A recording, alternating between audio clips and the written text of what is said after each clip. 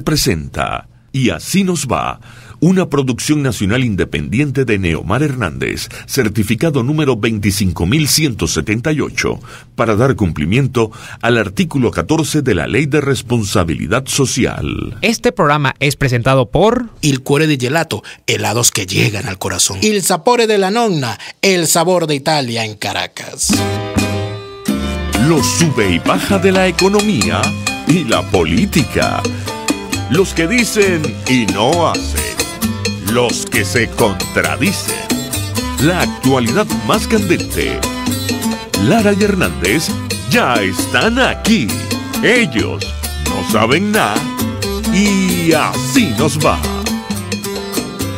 Conciudadanas, conciudadanos, sean todos bienvenidos a una nueva emisión de su programa favorito de esta hora. Damos comienzo a una nueva jornada de lucha por la opinión libre y la información transparente a través de los micrófonos de su RCR 750 AM, donde lo bueno une. A partir de este momento, como todos los días, les damos la cordial bienvenida a nombre del equipo que encabeza Jaime Nestares en la gerencia general de la estación. En la gerencia de producción está Wilix Arcaya. En la producción del espacio está Kenger Jaramillo, en los controles don César González y acompañándoles hasta las 5 desde los micrófonos Daniel Lare, quien les habla, Neomar Hernández.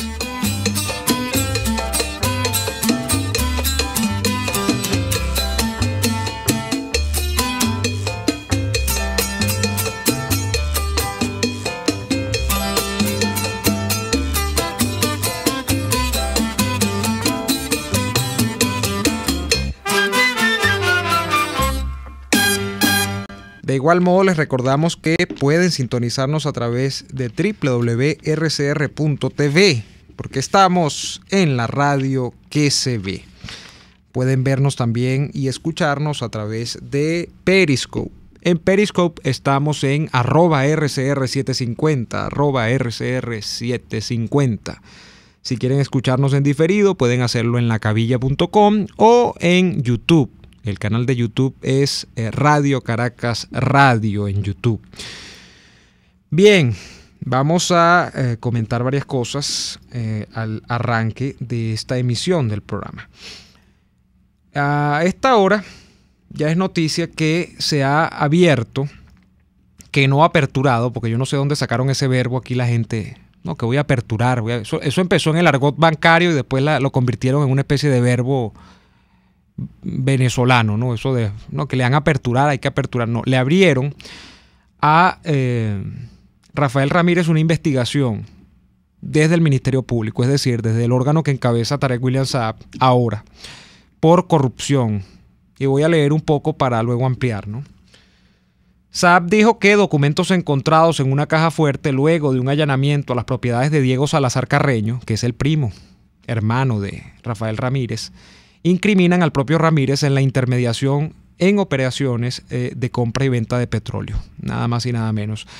En una rueda de prensa que ofreció desde el Ministerio Público, el funcionario sostuvo que Salazar, que fue detenido el 1 de diciembre por presunto lavado de dinero por el caso de Banca Privada de Andorra, había involucrado directamente a Ramírez en sus declaraciones. Y por supuesto, ¿cómo no involucrarlo si es el primo hermano? Yo había comentado hace algún tiempo, hace algunos días, que es paradójico que una revolución, un proyecto de poder que se armó basándose en la configuración petrolera de un país y en que esa configuración petrolera atravesó unos tiempos de bonanza, es decir, que en un momento dado el barril petrolero venezolano se cotizaba muy bien en el mercado mundial, y no solamente el venezolano, sino los países productores y exportadores de petróleo vivieron un buen rato de ingresos porque, bueno, había unos precios en términos de los mercados internacionales que eran muy favorables, y que eso significó un desagüe no solamente presumido o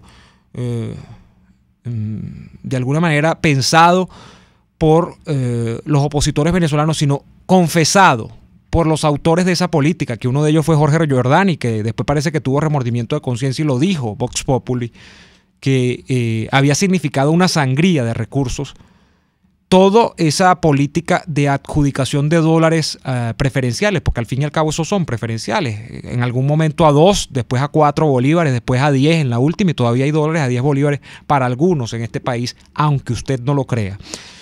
Es risible cuando uno va conociendo el caso, o ya va conociendo a esta altura del partido, el desarrollo del caso o de los casos de corrupción por parte o puestos en la palestra pública por parte de los mismos funcionarios que fueron de manera directa o indirecta copartícipes de esa política. Y yo no estoy diciendo que Tarek William Saab era directivo de PDVSA, ni mucho menos, pero Tarek William Saab era gobernador de un estado petrolero en ese momento, vamos a recordarlo, del estado Anzoátegui.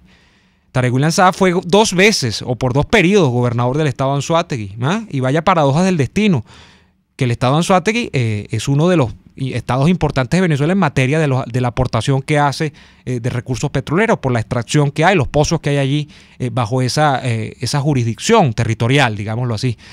Entonces, hay gente que es corresponsable de manera indirecta de todo esto.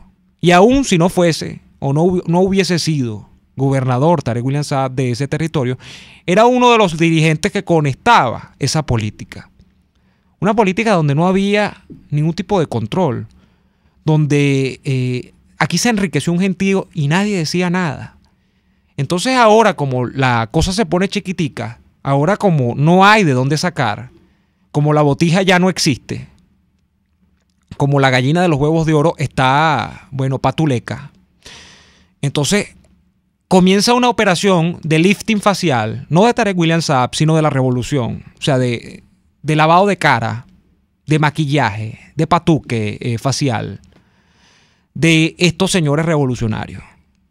Y es que entonces ahora nadie tuvo la culpa, sino que la tuvo un solo bolsa por allá, y ahora le podemos agregar un apellido a Rafael Ramírez, le podemos poner, no recuerdo cómo era el apellido en chino de aquel que tomaron como chivo expiatorio cuando el caso de Recadi. Ahora Rafael Ramírez es el único responsable, y el primo, ¿no? Que tiene historia, porque el primo... mucho se conoció la historia de Diego Salazar y que le gustaba establecer o hacer conciertos privados y grandes banquetes en sus casas y todo lo demás. Pero bueno, ya eso ya no es anécdota, ya eso es hecho cierto, porque fíjese que hasta el mismo chavismo gobernante lo reconoce y dice, no, es que el tipo es un corrupto, y entonces hay que ponerlo preso a él y al primo y a todos los allegados. Entonces, esta cuestión de, contra toda lógica, contra toda racionalidad, apelar a construir la culpabilización de lo que aquí ocurrió solamente personalizada en 1 o 2, que al fin y al cabo no son más que eso, chivos expiatorios, es risible, porque yo siempre lo diré, cuando aquí se apunta el dedo hacia Rafael Ramírez, aquí se apunta el dedo a Chávez y a su legado, a todo, indefectiblemente, a una política apuntalada por una sociedad, o mejor dicho, por un conjunto de cómplices, que son todos estos señores. Entonces, esto es algo que no es... Cuando usted estudia la historia y estudia las revoluciones en el mundo, claro, las revoluciones... No me voy a meter con la Revolución Francesa, pero ni con la revolución, digámoslo así, el proceso de independencia del norte de América, que fue una revolución también, la Revolución Norteamericana. Que esas sí son revoluciones, ¿no? En términos, digamos, de lo que fueron capaces de crear instituciones, sino las revoluciones comunistas del mundo, por decirlo de alguna manera, de socialistas. Vamos a hablar de Cuba, vamos a hablar de por supuesto, de la extinta Unión Soviética.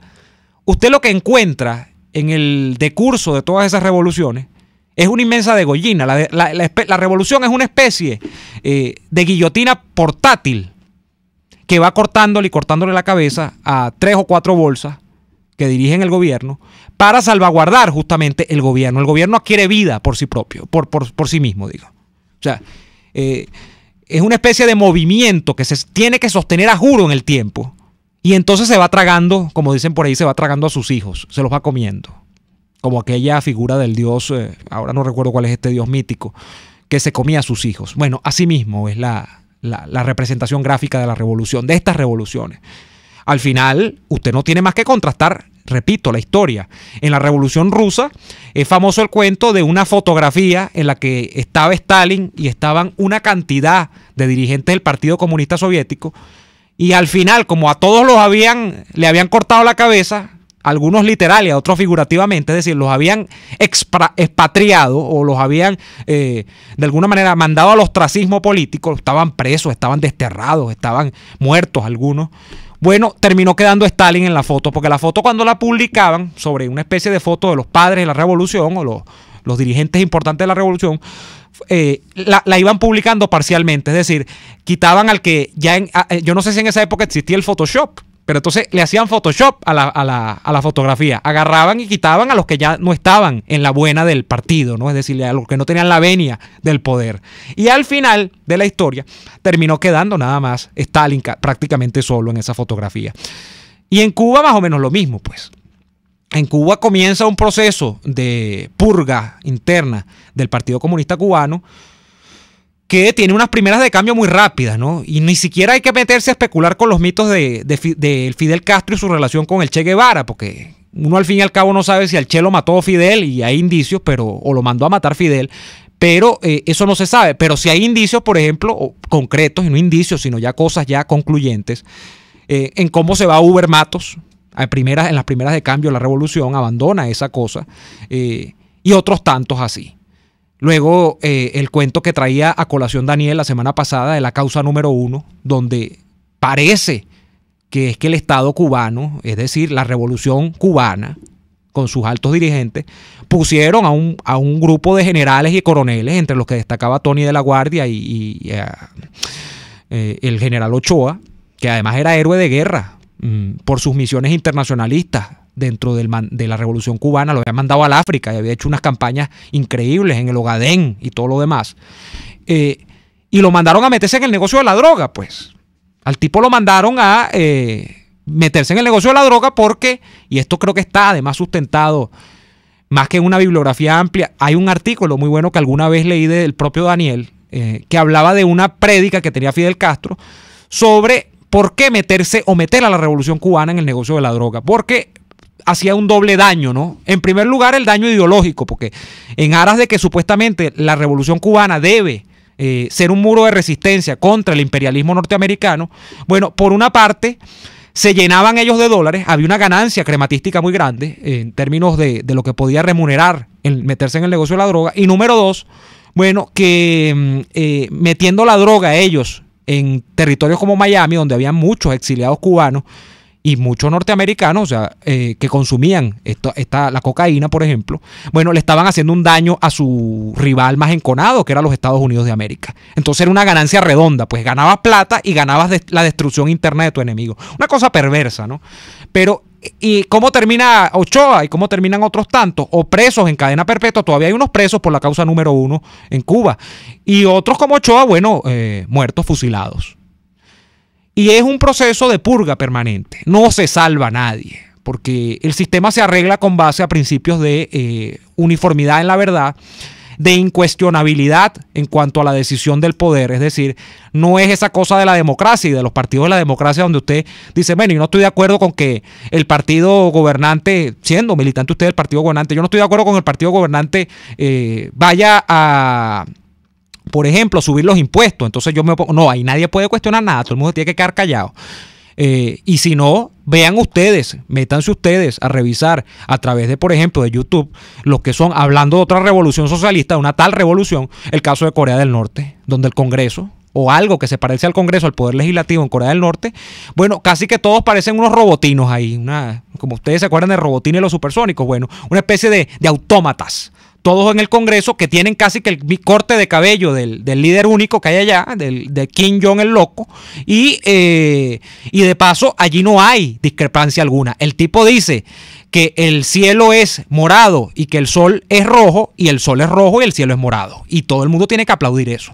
Entonces, y el que no, bueno, le va muy mal. El tipo ha matado hasta a sus tíos, pues, que eran generales, entiendo, uno era general, y si no, eran dirigentes muy importantes del partido de gobierno, porque le daba la gana. Entonces, ese criterio de imposición, de expiación de culpa a través de 3 bolsas que se consiguen para expiar las culpas, no lo podemos comer. Aquí hay que señalar que cuando se habla del desfalco que significó el tema de PDVSA, el tema de Cadivi, ese desfalco era conestado. De hecho, no era conestado, fue ejecutado directamente por Hugo Chávez. Es el legado de Hugo Chávez. Quien no le guste, bueno, puede mirar para los rincones, puede buscar en ese rincón a Cristo, a Dios, a quien le dé la gana, pero esa es la verdad.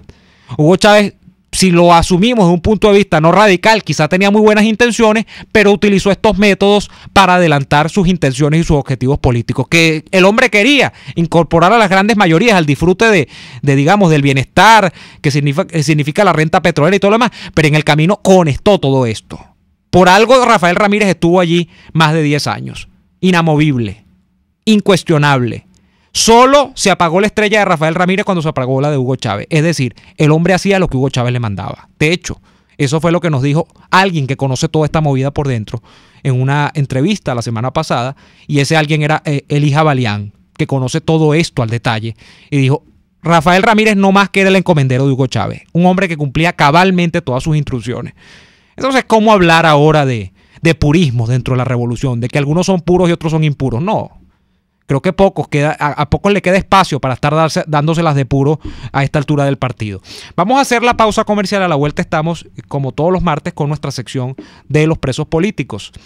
Hoy revisando un caso que es primera vez que revisamos y que tiene que ver inclusive con la persecución familiar que se hace a un dirigente político que era alcalde, hablando, por cierto, de unas elecciones municipales que se acaban de hacer, y de cómo ese señor, siendo alcalde, se le irrespetó no solo a él, sino a su familia, y tiene a un hijo preso, este señor que ha tenido que huir del país porque evidentemente iban contra él con todas. Vamos a ir a la pausa y ya venimos con más. Usted escucha Y Así Nos Va, con Daniel Lara y Neomar Hernández, solo por RCR 750 AM. Son las 4:18. Es la hora de aprovechar el tiempo para realizar tus operaciones con la banca electrónica Banesco. Fácil no, muy fácil. Banesco contigo. En materia de helados, la diferencia la hace el contraste de sabores. ¿Qué tal la combinación de uno de pie de limón con otro de chocolate? ¿O uno de fresas y yogur con otro de brownie? ¿Y cómo quedará uno de parchita con otro de Nutella? En Il Cuore di Gelato puedes darle rienda suelta a tu imaginación y combinar los más deliciosos sabores de helado artesanal. No te quedes con las ganas. Visítalos en el nivel feria del Centro Comercial Multiplaza El Paraíso, frente a las escaleras mecánicas. Il Cuore di Gelato, helados que llegan al corazón. Puedes seguir nuestra programación a través de rcr.tv, la radio que se ve. ¿Tienes un equipo inteligente? Tráelo ya a Digitel. Conéctalo a la red inteligente 4G LTE y llévate un bono de 3 gigas gratis de bienvenida. Sí, 3 gigas gratis. Cámbiate ya a la red 4G LTE de Digitel con cobertura nacional y vive la diferencia. Digitel, más vida, más gigas. Aplica al comprar una nueva línea. En Central Madeirense, ser un pedacito de tu familia en estas fiestas nos motiva y compromete. Hacerte sentir en casa nos llena de orgullo y satisfacción. Nuestro mayor deseo es compartir tu mesa y tradiciones. En estas Navidades, celebra con nosotros la alegría de esos pequeños detalles. El béisbol es como la Navidad. Es entretenido, es emocionante, es un buen momento para compartir, es muy venezolano.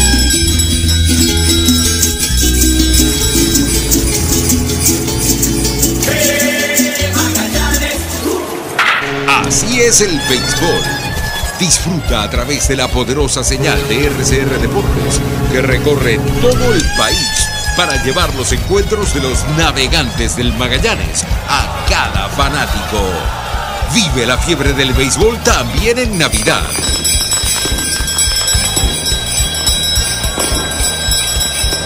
No te pierdas ninguna de nuestras transmisiones a través de nuestra red de emisoras a nivel nacional y en internet a través de rcr.tv.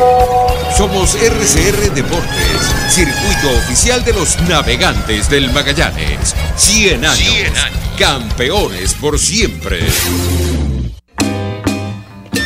Les estamos presentando Y Así Nos Va, cuando se tiene algo que contar, con Lara y Hernández, solo por RCR 750 AM.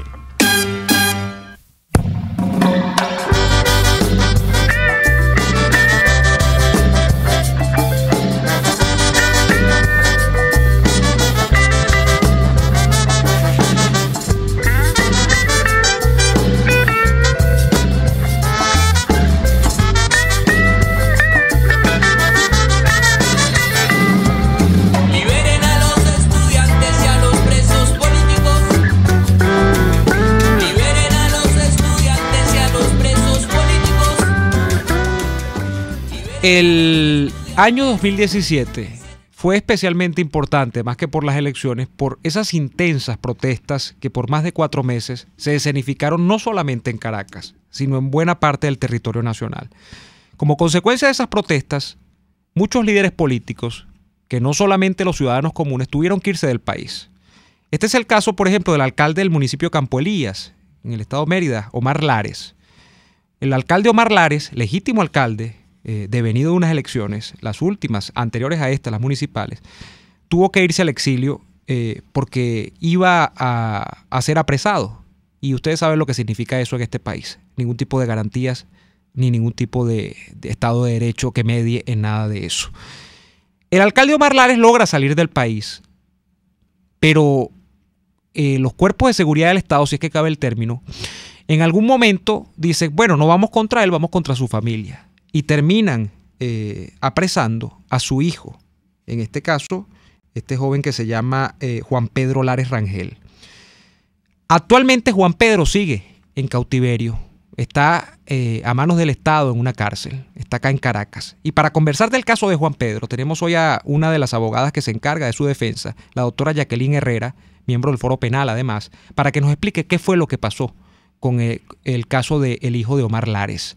Buenas tardes, doctora Jacqueline, ¿cómo le va?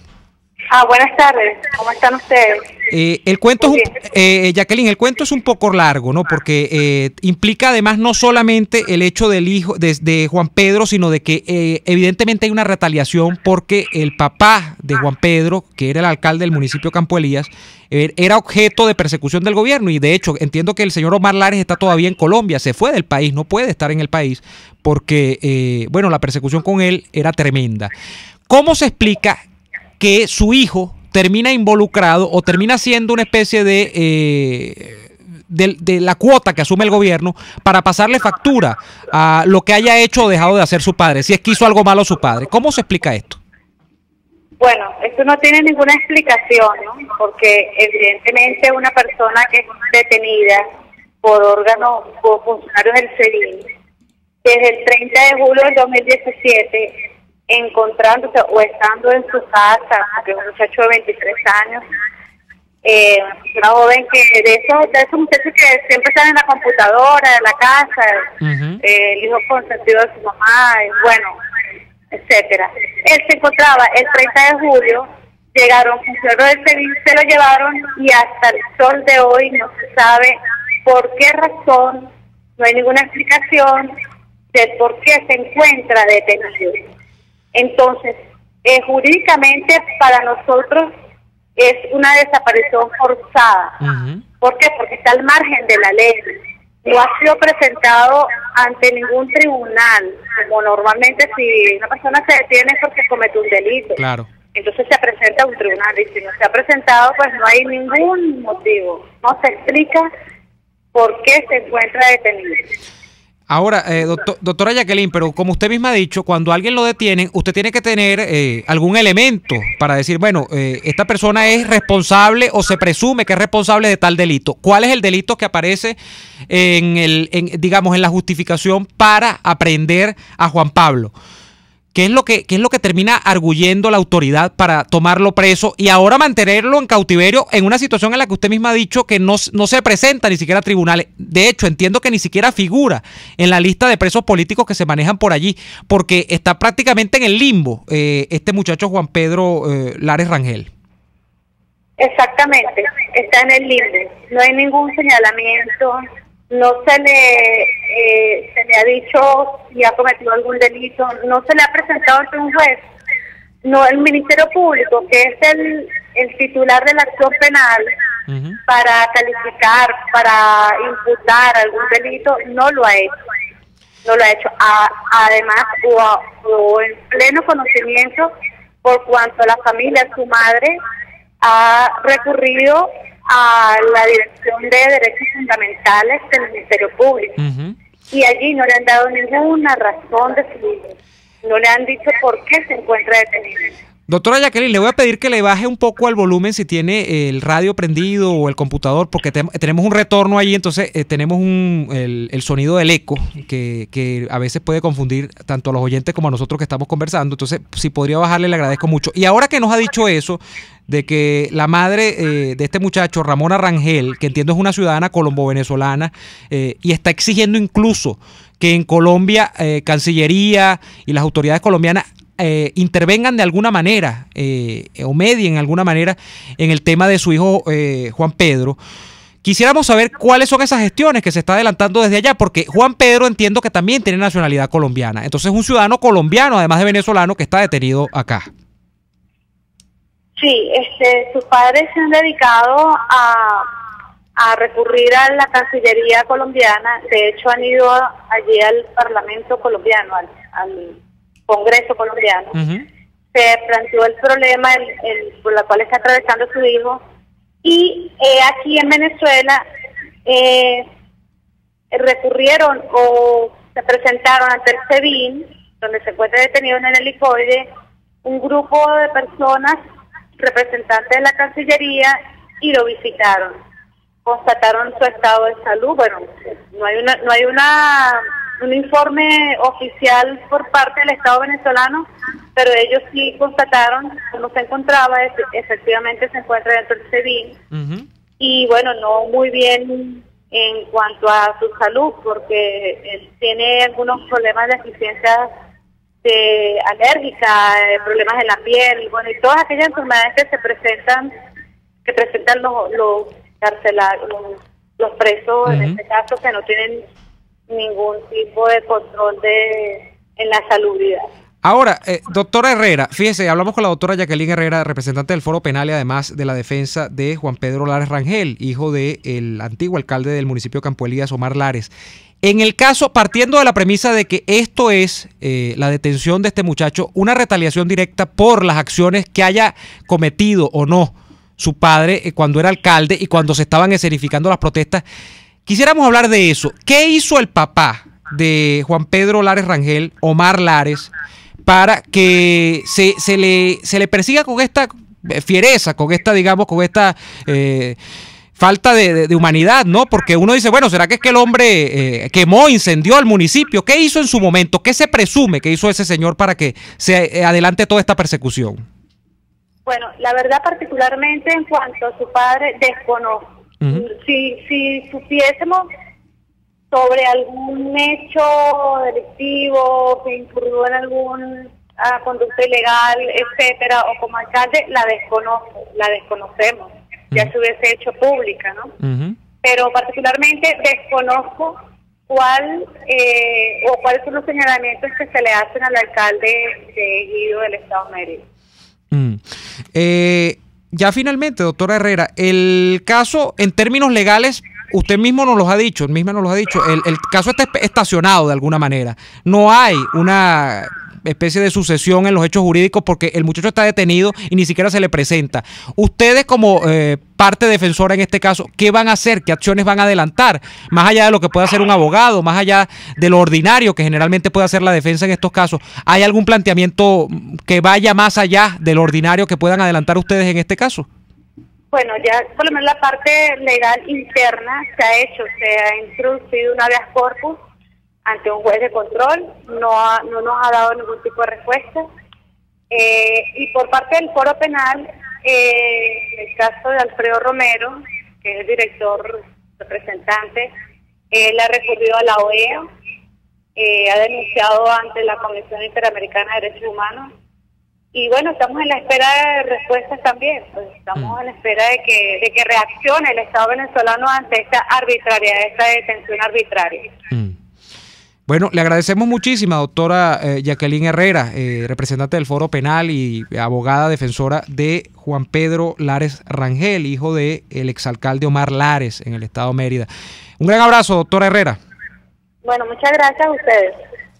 Vamos a hacer la pausa comercial y a la vuelta algunos comentarios adicionales sobre este y otros asuntos y por supuesto la participación de ustedes a través del 482-9750, a través de nuestra cuenta en Twitter @RCR750 y del sistema Dilo 3456. Ya venimos. RCR les está presentando a Lara y Hernández en Y Así Nos Va por sus 750 AM.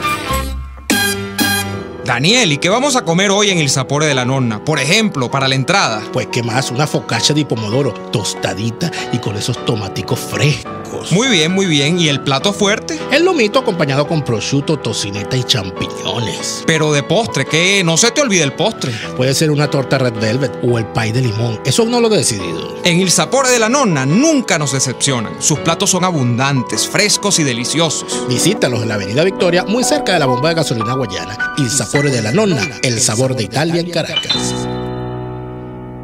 Sintonícenos a través de Periscope, @RCR750, la radio que se ve. Visión Paraíso es una clínica oftalmológica con los más modernos equipos y médicos en permanente actualización. Lo atendemos en el Centro Comercial Multiplaza Paraíso, nivel Caracas, 822-6800. Visión Paraíso para diagnósticos precisos de miopía, antismatismo, glaucoma, retina, vitrio, córnea, cirugía plástica ocular y oftalmología pediátrica. Por encima de todo, prevención. Es Visión Paraíso, clínica oftalmológica en el Multiplaza Paraíso, nivel Caracas, 822-6800. En el restaurante El Budare de la India, saborea, degusta y disfruta el sabor de Venezuela. Pide el menú y date el gusto de comer sabroso. Tú decides si desayunas, almuerzas o cenas. El sabor está en la Avenida Páez, El Paraíso, frente a las Quintas Aéreas. Restaurante El Budare de la India, deleita tu paladar.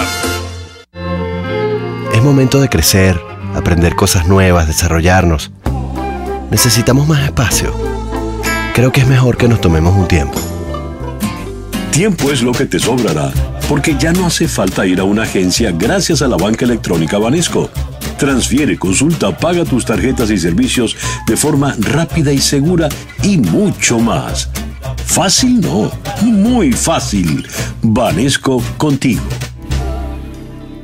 Ahora, una sonrisa perfecta no es solo cuestión de salud, sino de estética. Guillermo Rodríguez Cova, odontólogo especialista en rehabilitación estética dental, es reconocido en el país con años de experiencia en tratamientos para darte la mejor sonrisa. Ubícalo en el CCCT, previa cita al 0414-831-4638 y en el Instagram @GuillermoModo.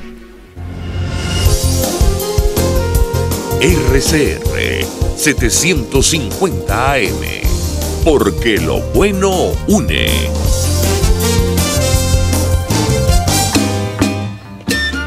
Estamos escuchando Y Así Nos Va con Lara y Hernández por RCR 750 AM. Estamos de vuelta en Y Así Nos Va. Daniel se excusa el día de hoy por no estar con nosotros porque, lo agarró la hora en la calle y no tiene servicio de internet, no pudo conectarse a la comunicación el día de hoy. Pero seguramente mañana ya estaremos con Daniel nuevamente en el programa. Dicho esto, podemos ya escucharles a ustedes a través del 482-9750. Vamos a dar paso a la primera llamada de la tarde, a quien le damos la bienvenida. Buenas tardes, ¿con quién hablamos? ¿Dónde nos llama? Buenas tardes. Sí, ¿con quién tenemos el gusto? Aló, buenas tardes, ¿me oye bien? Sí, le oigo, amiga, ¿con quién tenemos el gusto? Clara Contreras, de acá de Táchira. Clara, bienvenida, adelante. Siempre he votado y volveré a votar hasta el último día que me quede en este país.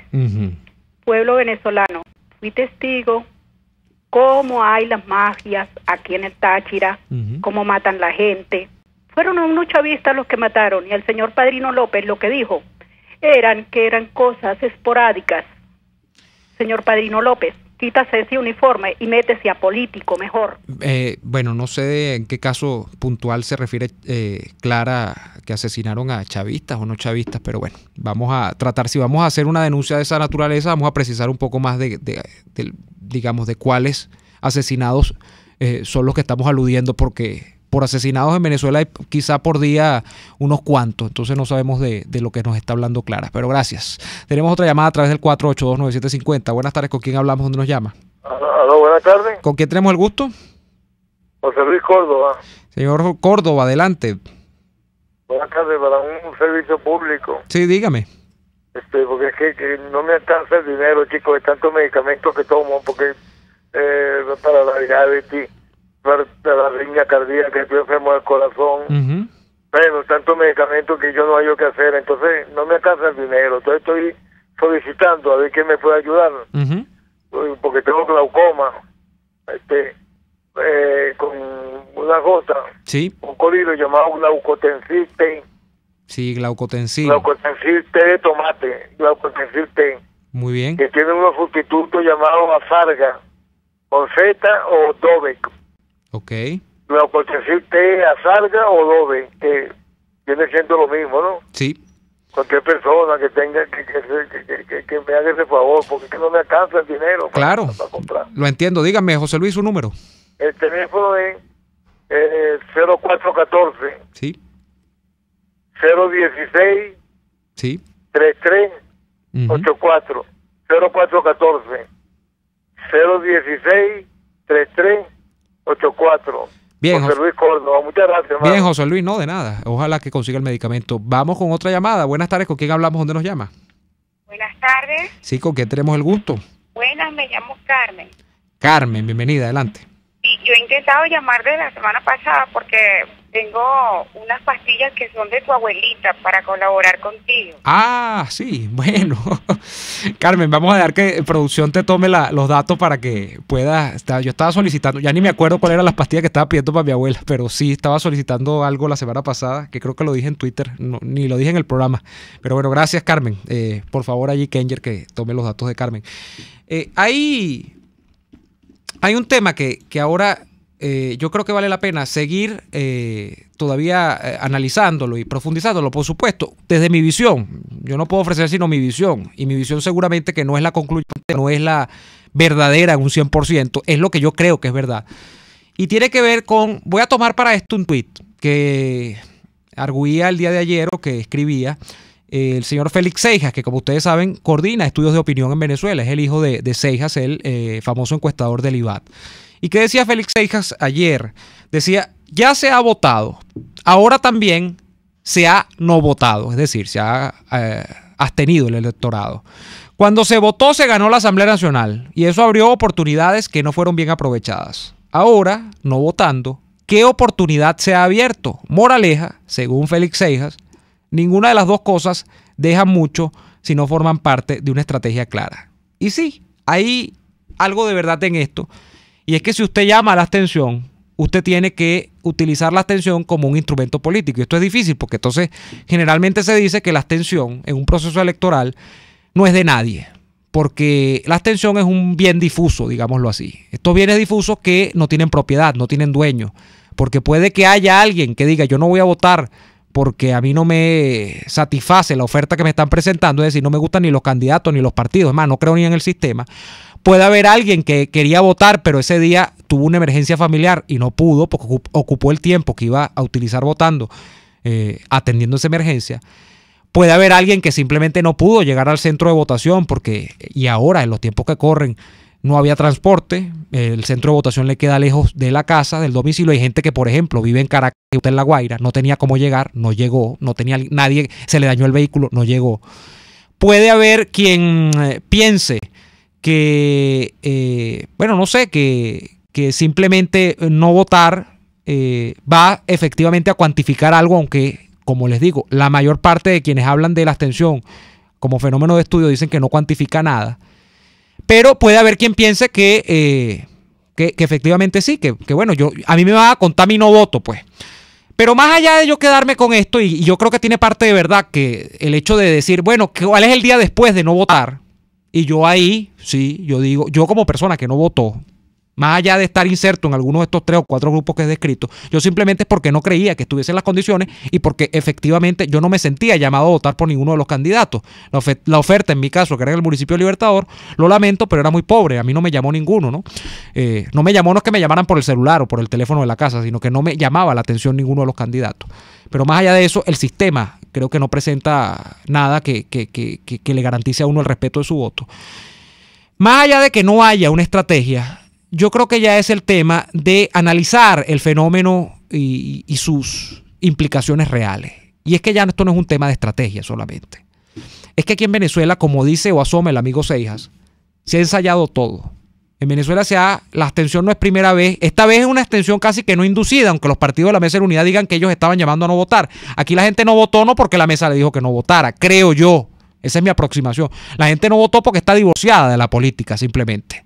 Y es entendible que esté divorciada de la política. Ora porque está haciendo cola para ver cómo se procura el alimento, para ver cómo se procura las pastillas, o ora porque las decisiones de esos actores políticos, bueno, ya la tienen francamente desilusionada y ya no los entienden.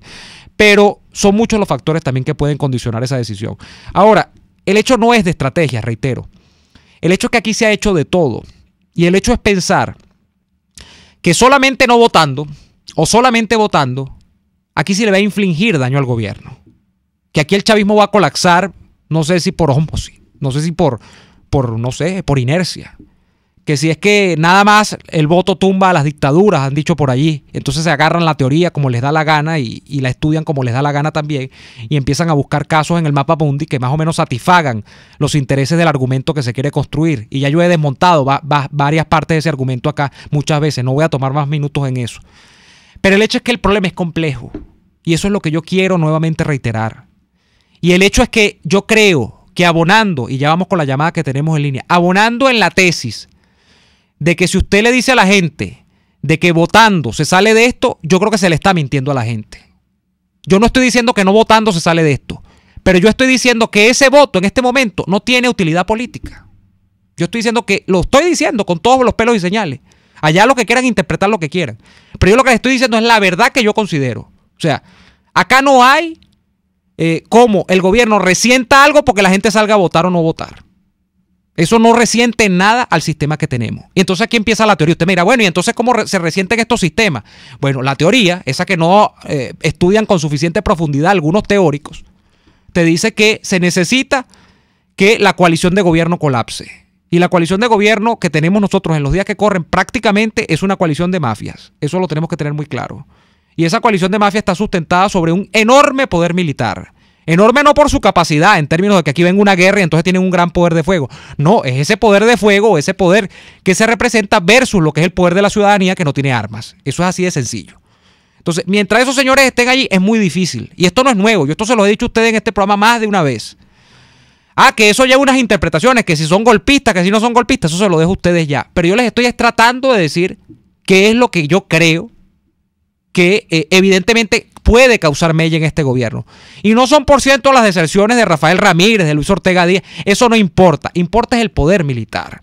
Importan otras cosas. Los socios comerciales internacionales todavía, Rusia, China. Cuando usted vea que esa gente le saca la silla completa al gobierno, a Nicolás Maduro, ahí sí los verá tambalearse. De resto es muy difícil. Entonces, la conclusión de todo esto es que lamentablemente la gente que le tiene mucha fe al voto todavía está engañada. Porque no hace nada al final del día. Y que vaya y no vote tampoco es que hace mucho. O sea, el voto, en esencia, su ejercicio o no, en estos momentos es indeterminante. Digamos, no condiciona nada el resultado final de la operación a la que se quiere llegar. Que es que Nicolás Maduro ya no esté en el gobierno y que el chavismo sea sustituido por un gobierno democrático. Esa es mi conclusión del caso. Vamos con la llamada. Buenas tardes. ¿Con quién hablamos? ¿Dónde nos llama? Buenas tardes. Saraí Colinas de Bellomonte. Señora Saraí, bienvenida. Adelante. Amigo, completamente de acuerdo con su criterio, ¿no?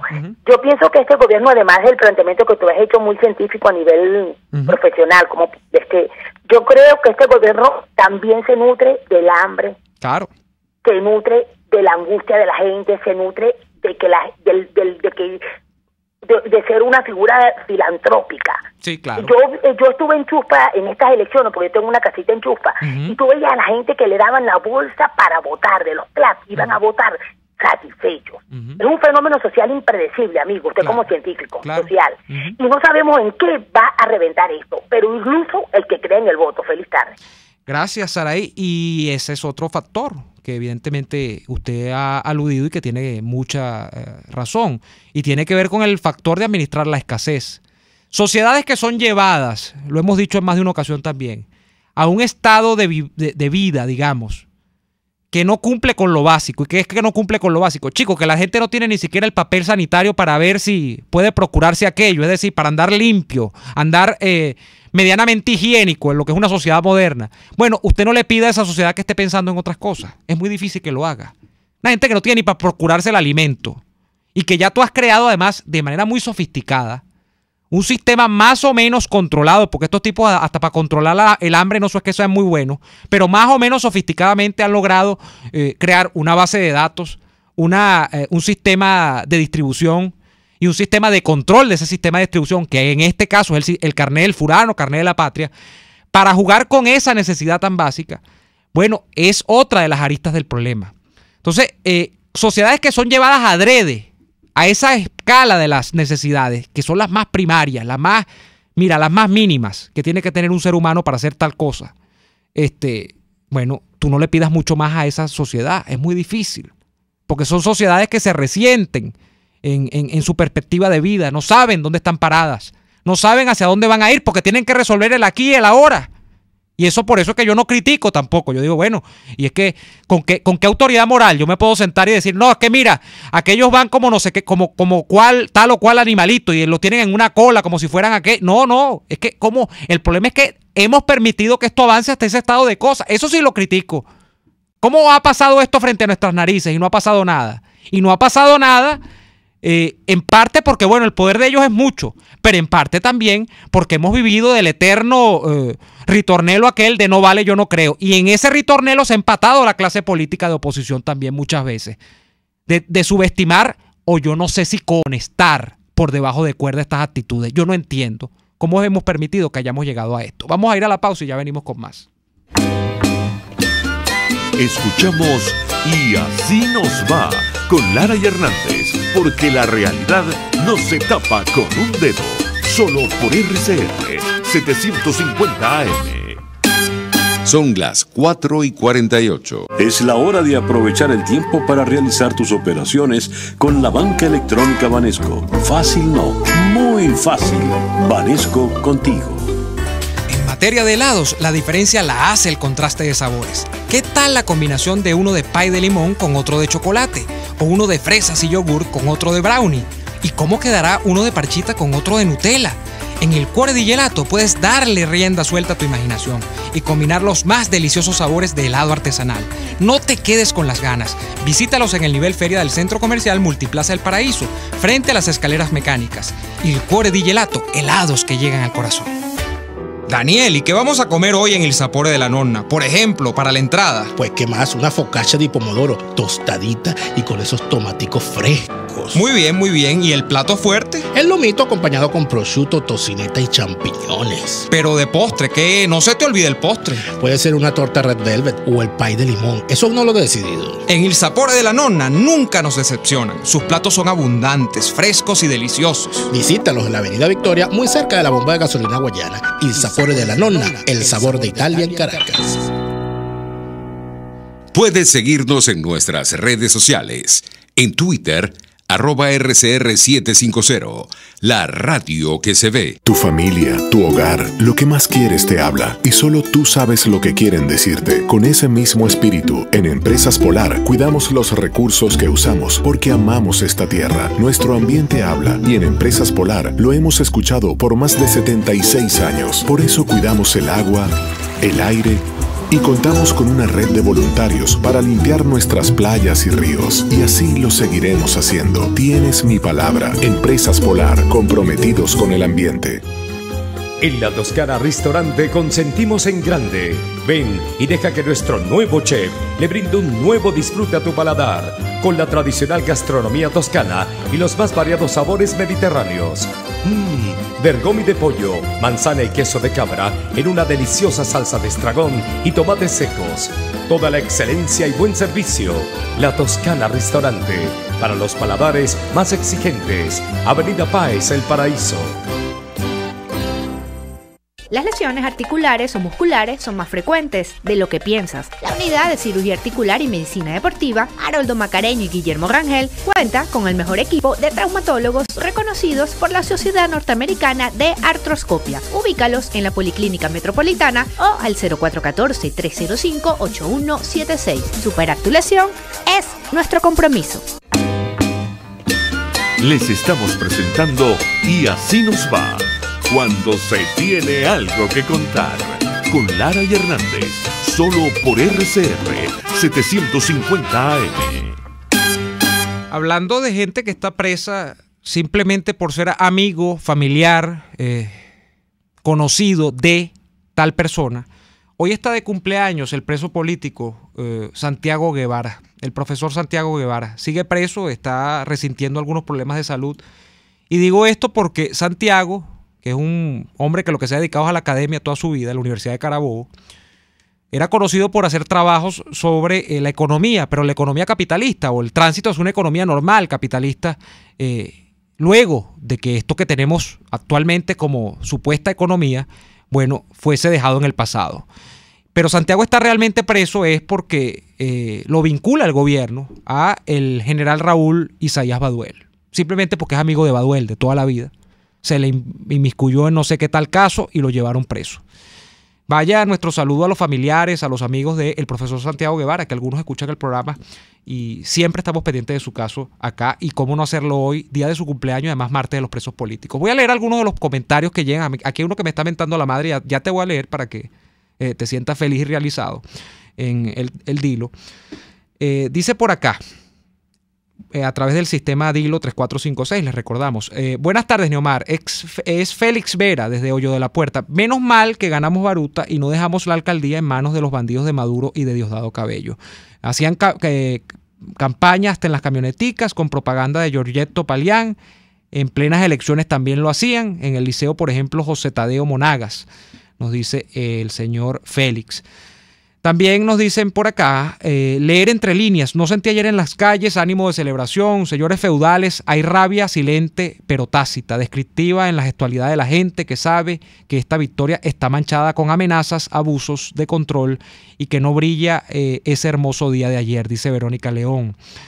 También, bueno, Hervis, el que me menta la madre es Hervis Santamaría, que dice acá que deje de hablar tanto de aquello, que soy un hipócrita y cobarde. Yo no sé cómo él sabe que yo soy cobarde. Que venga aquí a la emisora a ver si soy cobarde. Y hablamos a ver de mi cobardía. Sin armas, por cierto. Con el puño pelado, a ver si soy cobarde. Herbie, te puedes pasar por acá en horario de oficina y yo te atiendo. Julio Calderaro dice, Neomar, esto está entregado a los militares y sin los militares ellos no estuvieran mandando. Tienen que hablar con esa gente o la gente sana que queda allí aún, dice Julio Calderaro. La abstención lo que demuestra es inamovilidad y conformismo a la vista del mundo. Es la opinión de la señora Girón, de acá del Paraíso. Una interpretación que ella hace de la abstención. Nos dice por acá también, buenas tardes, señor. De acuerdo con usted con el comentario aquel de el barbarismo aperturar. De ser válido, su antónimo sería cerradurar. Pero en las sociedades donde predomina la ignorancia, sin ánimo peyorativo, toda pateadura idiomática tiene validez, nos dice Alejandro Granadillo Mendoza. Saludos, Alejandro. Ortega Díaz solo obedecía al Ejecutivo Nacional, y eso lo sabe el Tarek, quien dice que dejó archivados sin enjuiciar hechos de corrupción. Que no venga ahora a decir que es culpa de la señora, que no fueron castigados los corruptos exgerentes de PDVSA, donde Rafael Ramírez sigue siendo un intocable por incluso el fiscal de facto, que supuestamente ahora investiga, dice el oyente, hasta a los que administraron los dólares de Cadivi. Esto lo dice el señor José Blanco, desde acá de Caracas. Y efectivamente, aquí lo que se hizo y lo que no se hizo, lo ratifico para que lo tengan siempre presente, tenía la anuencia, el visto bueno, la complacencia de Hugo Chávez primero y después de Nicolás Maduro. Entonces aquí no me vengan con cuentos de que las responsabilidades individuales, sí, las responsabilidades individuales son importantes y hay que establecerlas siempre. Pero a mí no me vengan a divorciar de Rafael Ramírez. Yo sé que Rafael Ramírez era deco, yo no sabía, o de Primero Justicia. Y ayer se pasó a ese chavista, o no sé cómo es la cosa. Pero a mí no me vengan a divorciar al señor Rafael Ramírez y a su entorno de la gestión de gobierno que hoy sigue en el país y que es la mismita de hace 18 años. No me vengan con ese cuento. Nos vamos por el día de hoy, volveremos mañana.